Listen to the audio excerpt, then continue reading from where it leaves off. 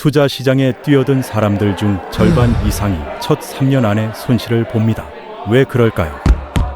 주식을 하나하나 고르려니 분석할 시간도 없고 실력도 부족한데, 그렇다고 은행 예금만 하자니 물가 상승률도 못 따라가거든요.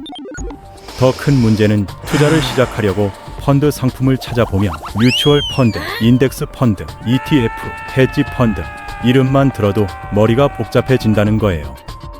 이게 다 뭔지, 어떤 차이가 있는지도 모르는 상태에서 그냥 은행 직원이나 지인이 추천하는 대로 투자했다가 수수료만 몇십만 원씩 날리거나 자기 투자 성향과 전혀 안 맞는 상품에 몇 년씩 돈을 묶어두는 경우가 부지기수죠. 실제로 많은 초보 투자자들이 액티브 펀드와 패시브 펀드의 차이도 모른 채 높은 수수료를 내면서 오히려 시장 평균보다 낮은 수익을 올리고 있거든요. 하지만 해결책은 의외로 간단합니다. 펀드의 종류와 특징을 정확히 이해하면 여러분의 목적과 상황에 딱 맞는 상품을 고를 수 있어요. 그래서 오늘은 이 펀드들이 정확히 뭔지, 어떻게 다른지, 그리고 어떤 걸 선택해야 하는지 쉽게 풀어서 이야기해 보겠습니다. 우선 펀드가 뭔지부터 알아야 하잖아요. 펀드를 이해하는 가장 쉬운 방법은 이렇게 생각하는 겁니다. 지금 여러분이 배고파서 간식을 사고 싶은데 쿠키도 먹고 싶고 사탕도 먹고 싶고 과자도 먹고 싶어요. 그런데 돈이 2,000원밖에 없어서 하나만 살 수 있거든요. 만약 쿠키를 샀는데 맛이 없으면 어떡하죠? 돈만 날리는 거잖아요. 그래서 친구 3명한테 각자 2,000원씩 모으자고 했더니 총 8,000원이 생겼고, 이제 쿠키도 사고 사탕도 사고 과자도 살 수 있게 된 겁니다. 설령 쿠키가 맛없어도 다른 간식들이 있으니까 손해를 줄일 수 있죠. 펀드가 바로 이런 원리예요. 펀드는 여러 투자자들의 돈을 한 곳에 모아서 주식, 채권, 암호화폐 같은 다양한 자산에 투자하는 시스템이거든요. 예를 들어볼게요. 땡땡 펀드라는 회사가 있는데 이 회사가 50만 원을 가지고 애플, 마이크로소프트, 구글, 테슬라, 엔비디아 이렇게 5개 회사에 각각 10만 원씩 투자했다고 칩시다. 그럼 각 회사가 전체 포트폴리오의 20%를 차지하는 거죠. 여기서 여러분이 5만 원을 위위 펀드에 투자하면 어떻게 될까요? 여러분의 5만 원은 이 5개 회사에 자동으로 분산되는 겁니다. 그러니까 5개 회사에 각각 1만 원씩 투자하는 셈이죠. 펀드 하나만 사도 5개 회사 주식을 다 가질 수 있다는 거예요. 편리하지 않나요? 물론 실제로는 펀드 하나가 수백 개에서 수천 개의 주식을 보유하고 있는 경우가 많습니다. 대표적인 예로 뱅가드의 VTI라는 ETF에 1달러만 투자해도 3,600개가 넘는 기업의 주식을 동시에 소유하게 되거든요. 주식을 일일이 하나씩 사는 대신 큰 보따리 하나에 담긴 주식들을 통째로 사는 거라고 보면 됩니다.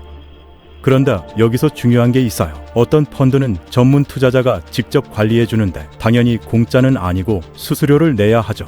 대신 여러분이 직접 주식을 분석하거나 매일 시장을 체크할 필요가 없다는 장점이 있습니다.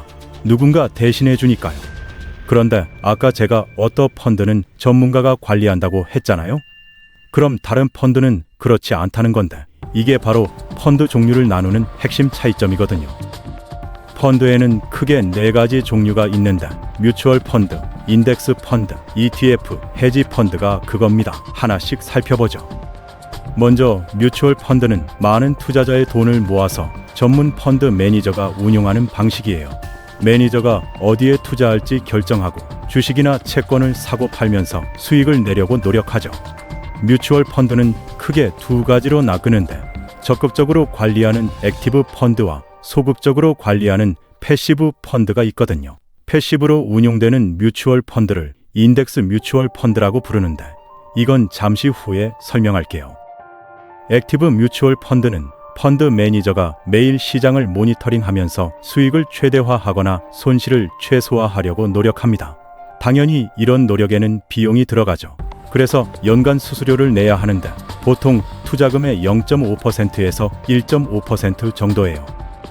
만약 여러분이 100만 원을 수수료 1% 펀드에 투자하면 매년 1만 원을 수수료로 내는 거고, 이건 펀드 수익이 나든 손해가 나든 상관없이 계속 내야 합니다. 그리고 뮤추얼 펀드는 주식처럼 실시간으로 거래할 수 없어요. 주식 시장이 닫힌 후에만 사고 팔 수 있고 가격은 그날 종가를 기준으로 정해지는데 이걸 순자산 가치라고 부르죠.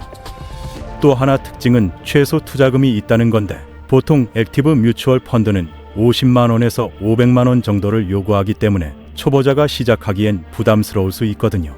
유명한 액티브 뮤추얼 펀드로는 뱅가드의 VPMAX, 피델리티의 FBGRX 같은 게 있습니다.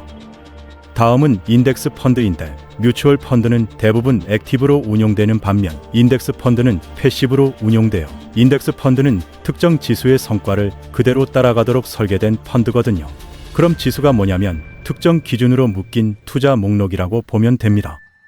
예를 들어 가장 유명한 S&P 500 지수는 미국 주식시장에 상장된 500개 대기업을 포함하는데 애플이나 마이크로소프트, 아마존 같은 회사들이죠.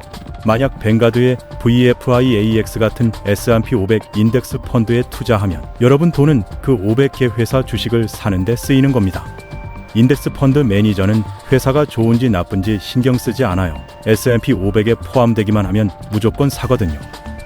예를 들어 ABC라는 회사가 500 위로 S&P 500에 들어가 있으면 인덱스 펀드는 ABC 주식을 삽니다. 그런데 만약 ABC가 5갱 1위로 밀려나고 DEF라는 회사가 500 위 안에 들어오면 어떻게 될까요? 인덱스 펀드는 ABC 주식을 팔고 그 돈으로 DEF 주식을 사는 거죠. 그럼 사람들은 왜 인덱스 펀드를 살까요? 이해하기 쉽기 때문입니다. SP500 지수는 미국 전체 주식시장 가치의 약 80%를 차지하거든요. 만약 여러분이 미국 경제가 계속 성장할 거라고 믿는다면 S&P 500 인덱스 펀드에 투자하면 되는 거예요. 아니면 기술 기업들이 잘 될 거라고 생각하면 기술주 중심인 나스닥 100 인덱스 펀드를 고르면 되고요. 인덱스 펀드는 패시브로 운용되기 때문에 펀드 매니저가 시장을 항상 지켜볼 필요가 없어요. 그래서 수수료가 엄청 낮은데 대부분 0.5% 미만이라서 적은 돈으로 투자하는 사람들한테 아주 좋죠. 인덱스 펀드는 두 가지 스타일로 나뉘는데 뮤추얼 펀드 형태와 ETF 형태가 있습니다. 인덱스 뮤추얼 펀드는 일반 뮤추얼 펀드처럼 시장 마감 후에만 거래할 수 있어요. 다만 패시브로 운용되면서 지수를 그대로 따라간다는 점만 다르죠. 유명한 인덱스 뮤추얼 펀드로는 뱅가드의 VFIAX, 피델리티의 FNILX, 슈왑의 SWPPX 같은 게 있고요. 그럼 ETF 형태는 뭘까요? 그건 지금부터 설명할게요. 세 번째 종류는 ETF, 즉 상장 지수 펀드인데요. ETF는 주식시장이 열려있는 시간에 개별 주식처럼 자유롭게 사고 팔 수 있는 펀드예요. 주식 거래 앱을 이용해서 언제든지 ETF를 거래할 수 있고 대부분 ETF는 최소 투자금이 1달러나 한 주만 있으면 되기 때문에 초보자가 시작하기에 정말 좋거든요. ETF도 두 가지 스타일이 있는데 액티브로 운용되는 것과 패시브로 운용되는 게 있어요. 하지만 대부분의 ETF는 패시브로 운용되면서 특정 카테고리나 성과를 기준으로 만들어진 기업 목록을 따라가죠. 그래서 사람들이 ETF라고 하면 보통 패시브 ETF를 말하는 겁니다. 패시브 ETF의 예를 들어볼게요. 뱅가드의 VO는 SP500 지수를 따라가는 ETF예요. 그러니까 S&P 500에 투자하고 싶으면 VO를 사면 되는 거죠. VO가 마음에 안 든다고요? 걱정 마세요. S&P 500을 따라가는 ETF는 엄청 많거든요. 인베스코의 QQQ는 나스닥 100 지수를 추종하면서 기술 기업에 집중 투자하고 뱅가드의 VT는 미국뿐 아니라 전 세계 주식에 투자합니다. 심지어 바메크의 SMH처럼 TSMC나 엔비디아 같은 반도체 회사에만 투자하는 ETF도 있어요. 비트코인 같은 암호화폐에 투자하는 ETF까지 있으니 선택지가 정말 다양하죠. 앞서 말했듯이 액티브 ETF도 있는데 ARK의 ARKK, 피델리티의 FPCG, 티로우의 TCHP 같은 게 그 예입니다. 액티브로 운용되니까 당연히 수수료가 더 높고요. 네 번째는 헤지 펀드인데 이건 뮤추얼 펀드와 비슷하지만 초보 유층과 경험 많은 투자자들을 위한 상품이에요. 뮤추얼 펀드가 최소 50만 원에서 500만 원 정도 필요하다면 헤지 펀드는 최소 1억 원에서 수억 원까지 요구하거든요. 게다가 헤지 펀드는 엄청 공격적입니다. 더 높은 수익을 노리기 위해 큰 위험을 감수하는데 복잡한 투자 전략을 쓰거나 공매도를 하거나 시장에 반대로 베팅하기도 하죠. 그래서 헤지 펀드는 보통 액티브로 운용되고요. 대표적인 헤지 펀드로는 브리지워터 어소시에이츠, 시타델, 밀레니엄 매니지먼트 같은 곳들이 있습니다. 자, 여기까지가 4가지 주요 펀드 종류의 설명이었어요. 정리하자면 뮤추얼 펀드는 전문가가 관리하지만 시장 마감 후에만 거래 가능하고 최소 투자금이 높은 편이고, 인덱스 펀드는 특정 지수를 따라가면서 수수료가 낮지만 역시 실시간 거래는 안 되며, ETF는 실시간 거래가 가능하고 최소 투자금이 낮아서 초보자에게 좋고, 헤지 펀드는 초고액 자산가를 위한 고위험 고수익 상품이라는 거죠. 이제 다음 질문으로 넘어가 볼게요.